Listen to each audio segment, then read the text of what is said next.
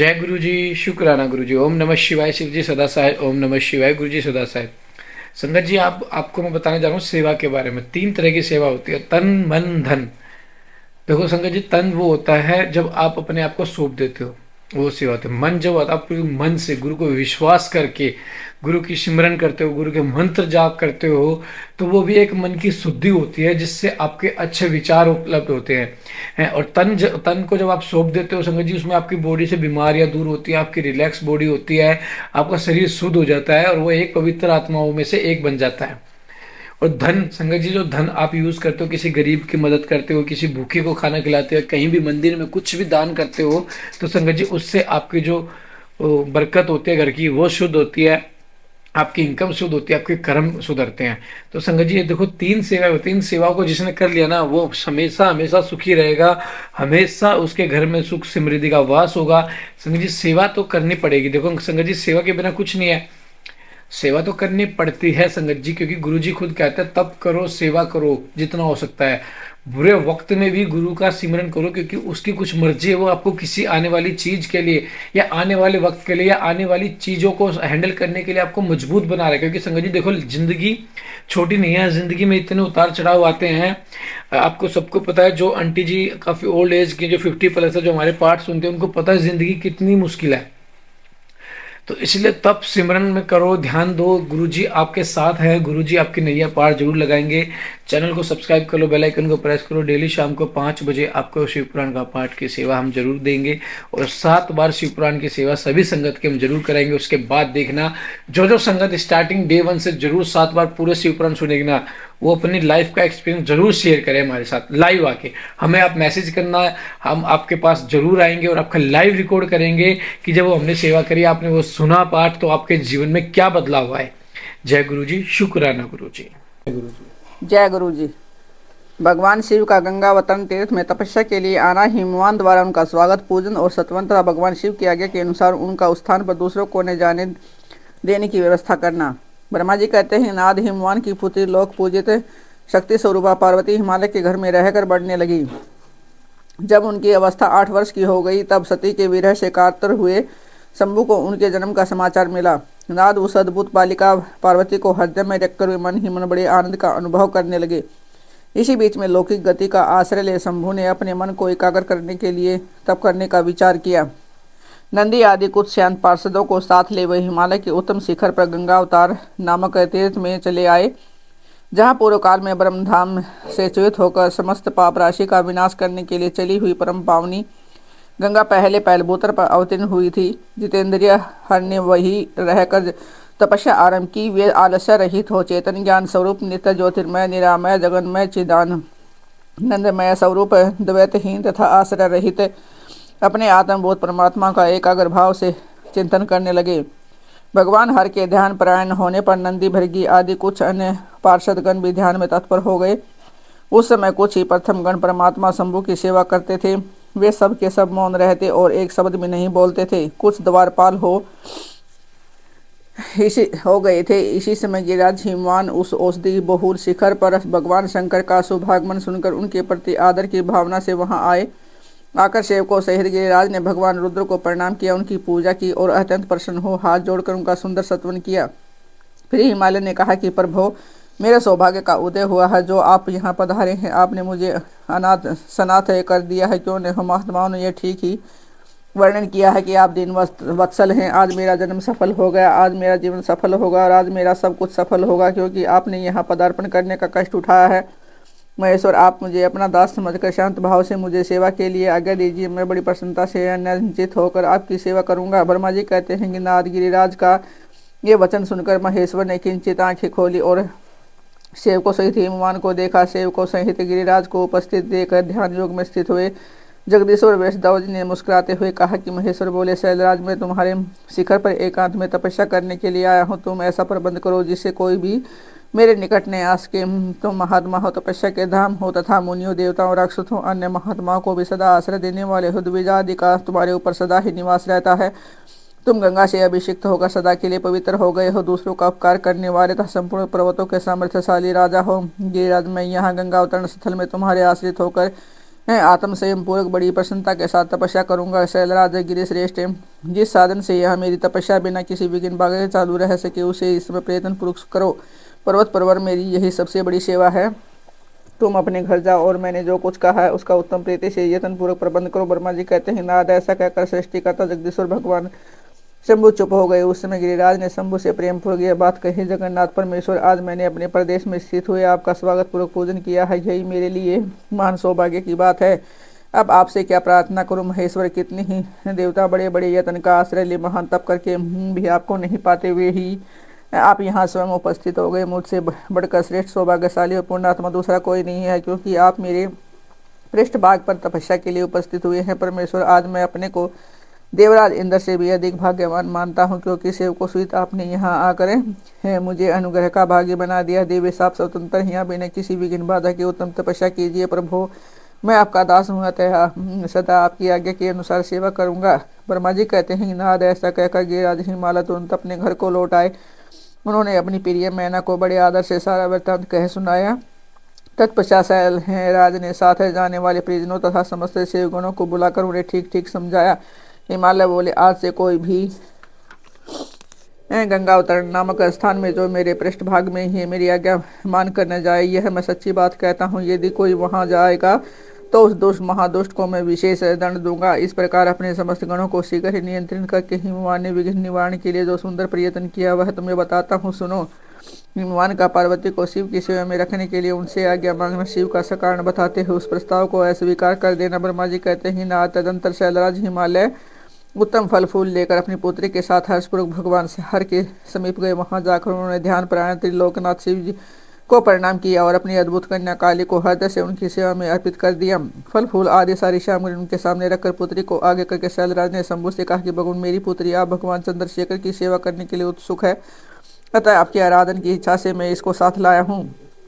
यह अपने दो सखियों के साथ सदा आपका शंकर की सेवा में ही शंकर की ही सेवा में रहे। नाथ, यदि आपका मुझ पर अनुग्रह है तो इस कन्या को सेवा के लिए आज्ञा दीजिए। तब भगवान शंकर ने उस परम मनोहर करुणा रूपी कन्या को देखकर आंखें मूंद ली और अपने त्रिगुणातीत अविनाशी परम तत्व में उत्तम रूप का था ध्यान आरंभ किया। उस समय सर्वेश्वर एवं सर्वव्यापी जटाजूढ़धारी वेदांत वेद चंद्रकला विभूषण शंभु उत्तम आसन पर बैठकर नेत्र बंद किए तब ध्यान में ही लग गए। यह देख हिमाचल ने मस्तक झुकाकर पुनः उनके चरणों में प्रणाम किया। यद्यपि उनके हृदय में दीनता नहीं थी तो भी वे उस समय संशय में पड़ गए थे कि न जाने भगवान मेरी प्रार्थना स्वीकार करेंगे या नहीं। वक्ताओं में श्रेष्ठ गिरिराज हिमवान ने जगत के एकमात्र बंधु भगवान शिव से इस प्रकार कहा। हिमालय बोले, देव देव महादेव करुणा सागर शंकर विभो, मैं आपकी शरण में आया हूँ, आंखें खोलकर मेरी ओर देखिए। शिव सर्व महेशान जगत को आप आनंद प्रदान करने वाले प्रभु महादेव, आप संपूर्ण आपत्तियों का निवारण करने वाले हैं, मैं आपको प्रणाम करता हूँ।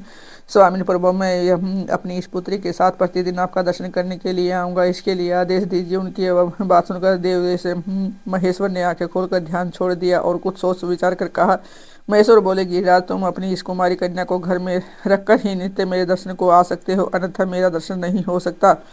महेश्वर की ऐसी बात सुनकर शिवा के पिता हिमवान मस्तक झुकाकर उन भगवान शिव से बोले, प्रभु यह तो बताइए कि किस कारण से मैं इस कन्या के साथ आपके दर्शन के लिए नहीं आ सकता। क्या यह आपकी सेवा के योग्य नहीं है? फिर इसे नहीं लाने का क्या कारण है, यह मेरी समझ में नहीं आता। यह सुनकर भगवान वृषध्वज शंभु हंसने लगे और विशेषतः दुष्ट योगियों को लोकाचार का दर्शन कराते हुए हिमालय से बोले, शैलराज, यह कुमारी सुंदर कटी प्रदेश है, सुशोभित तरुणवंगी चंद्रमुखी और शुभ लक्षणों से संपन्न है, इसलिए इसे मेरे समीप तुम्हें नहीं लाना चाहिए। इसके लिए मैं तुम्हें बारंबार रोकता हूँ। वेद के पारंगत विद्वान नारी को माया रूपिणी कहा, विशेषतः युवती स्त्री हो यो तो तपस्वी जनों के तप में विघ्न डालने वाली ही होते हैं। गिरिश्रेष्ठ, मैं तपस्वी योगी और सदा माया से निर्लिप्त रहने वाला हूँ, मुझे युवती स्त्री से क्या प्रयोजन है? तपस्वियों के श्रेष्ठ आश्रय हिमालय, इसलिए फिर तुम्हें ऐसी बात नहीं करनी चाहिए, क्योंकि तुम वेदोक्त धर्म में प्रवीण ज्ञानियों में श्रेष्ठ और विद्वान हो। अचल राज स्त्री के संग से मन में शीघ्र ही विषय वासना उत्पन्न हो जाती है, उसे वैराग्य नष्ट हो जाता है और वैराग्य होने से पुरुष उत्तम तपस्या से भ्रष्ट हो जाता है। इसलिए शैल तपस्वी को स्त्रियों का संग नहीं करना चाहिए, क्योंकि स्त्री महाविषय वासना की जड़ एवं ज्ञान वैराग्य का विनाश करने वाली होती है। ब्रह्मा जी कहते हैं, नारद, इस तरह की बहुत सी बातें कहकर महायोग योगी शिरोमणि भगवान महेश्वर चुप हो गए।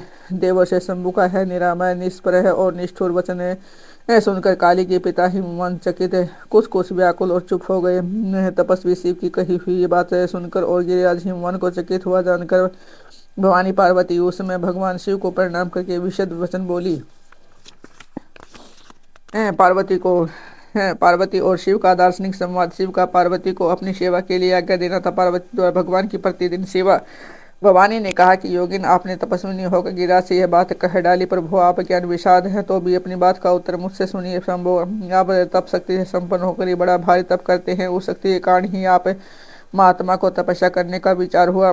सभी कर्मों को करने की जो वह शक्ति है उसे ही प्रकृति जानना चाहिए। प्रकृति से ही सबकी सृष्टि पालन और संहार होते हैं। भगवान आप कौन है और सूक्ष्म प्रकृति क्या है इसका विचार कीजिए। प्रकृति के बिना लिंग रूपी महेश्वर कैसे हो सकते हैं। आप सदा प्राणियों के लिए जो अनिर्वचनीय वंदनीय और चिंतनीय है वह प्रकृति के कारण है। इस बात को हृदय से विचार कर ही आपको जो कहना वह सब कहिए। ब्रह्मा जी कहते हैं कि नाथ पार्वती के इस वचन को सुनकर महती लीला करने में लगे हुए प्रसन्नचित महेश्वर हंसते हुए बोले। महेश्वर ने कहा कि मैं उत्कृष्ट तपस्या द्वारा ही प्रकृति का नाश करता हूँ और तत्वतः प्रकृति रहित शंभु के रूप में स्थित होता हूँ। अतः सत्पुरुषों को कभी ना कहीं प्रकृति का संग्रह नहीं करना चाहिए। लोकाचार से दूर एवं निर्विकार रहना चाहिए। नाथ जब शंभु ने लौकिक व्यवहार के अनुसार ये बात कही तब काली मन ही मन हंसकर मधुरवाणी में बोली। काली ने कहा कल्याणकारी प्रभो योगिन आपने जो बात कही है क्या यह वाणी प्रकृति नहीं है। फिर आप उसे परे क्यों नहीं हो गए, क्यों प्रकृति का सहारा लेकर बोलने लगे। इन सब बातों को विचार करके तात्विक दृष्टि से जो यथार्थ बात हो उसी को कहना चाहिए। यह सब कुछ सदा प्रकृति से बंधा हुआ है इसलिए आपको न तो बोलना चाहिए और न ही कुछ करना ही चाहिए क्योंकि कहना और करना सब व्यवहार प्राकृतिक है। आप अपनी बुद्धि से इसको समझिए।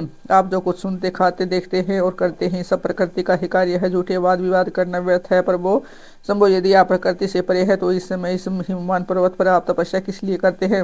हर प्रकृति ने आपको निगल लिया है अतः आप अपने स्वरूप को नहीं जानते। इसे आप यदि अपने स्वरूप को जानते तो किस लिए तप करते हैं। योगिन मुझे आपके साथ वाद विवाद करने की क्या आवश्यकता है। प्रत्यक्ष प्रमाण उपलब्ध होने पर विद्वान पुरुष अनुमान प्रमाण को नहीं मानते।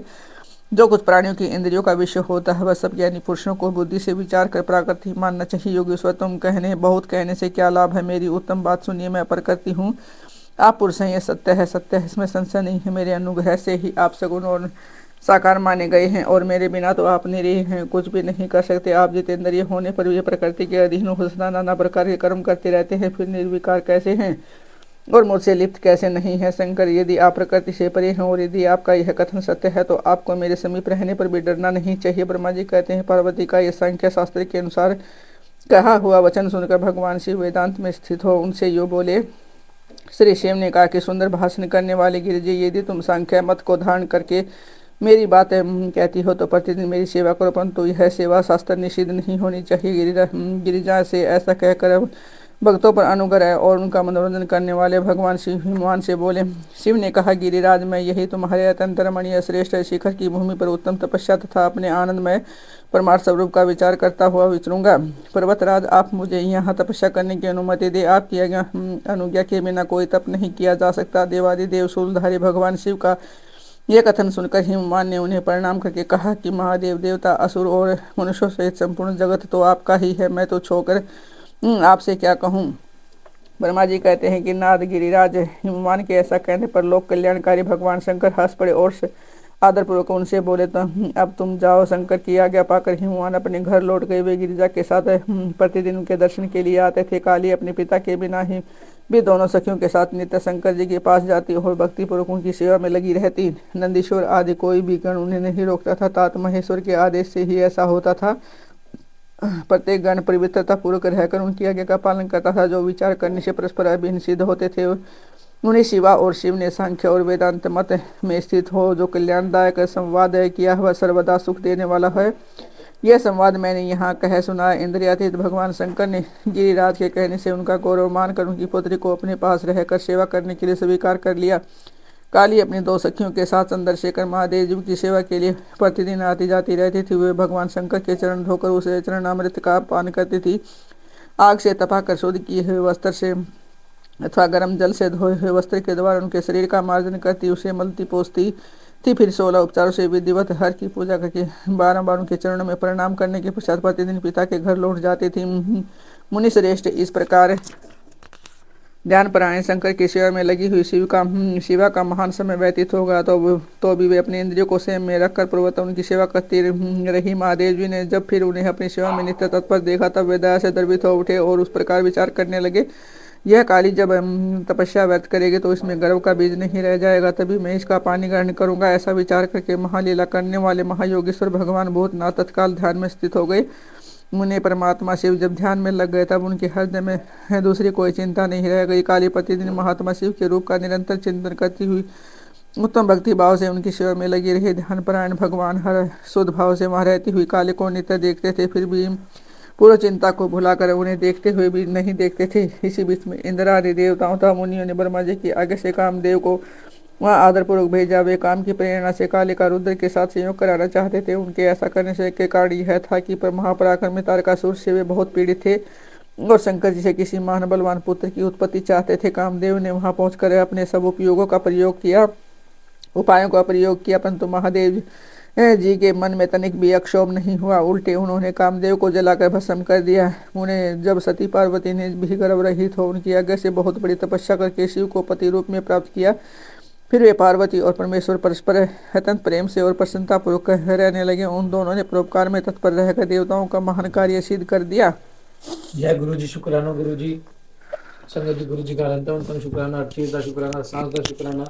संगत जी गुरु जी कहते हैं कि देखो, जब तक तुम तप नहीं करोगे, जब तक किसी चीज की इच्छा जाहिर नहीं करोगे, जब तक तुम किसी चीज के लिए मेहनत और तप और गुरु का शुक्राना नहीं करोगे तो वो चीज कैसे प्राप्त होगी। संगत जी, अगर आपको सुख चाहिए ना, सुख के लिए आप अमृत वेला संभाल लो। जनवरी का महीना ऐसा होता है संगत जी जिसमें जो पूरे साल को मेहनत को डिसाइड करता है। अगर जनवरी में आपने अच्छा तप कर लिया, अच्छी सेवा करी, अमृत वेला संभाल लिया तो आपका पूरा साल सुगध रहेगा। अगर जनवरी के महीने में आपने आलस किया कि ठंड है, मैं सुबह अमृत वेले में नहीं उठूंगा, ये नहीं करूंगा। संगत जी देखो, अमृत वेले में उठ के ये नहीं है कि आप नहाओ, आप हाथ मुंह धो लो, ब्रश वगैरह कर लो, अच्छे से पूरे शरीर पे छींटा दे लो पानी का, ताकि आपका शरीर शुद्ध हो जाए है और आपको अच्छे से ध्यान में मगन हो जाओ। और संगत जी, ध्यान लगाना और ये भी एक सेवा होती है। 2-3 तरह की सेवा होती है संगत जी।